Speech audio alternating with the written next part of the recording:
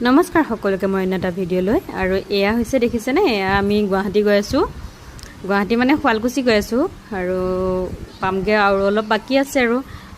গাড়ীৰ পৰা নামিলো আৰু বহুত বেছি গৰম মানে কবলে ভাষা নাই গমে পাইছে সকলোৱে আৰু অলপ ঠাণ্ডা মানে হৈ আছে ধুনীয়াকৈ ঠাণ্ডা কুঁহিয়াৰ ৰস অলপ খাই দিলো গোটেই আমি সবে খাইছো আৰু আমি কিজনীয়ে তো খাই বৈ ল'ৰা ছোৱালীকেইটাই খাওঁ বুলি ক'লে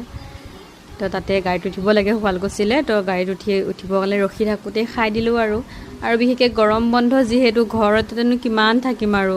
তো ভাবিলোঁ সিহঁতকো এবাৰ উলিয়াই নিয়া হ'ব আৰু মোৰো ভাল লাগিব অলপ নহয় জানো ঘৰটোতে স্কুলো নাই ক'তো ওলাই যাবলগীয়াও কাম নাই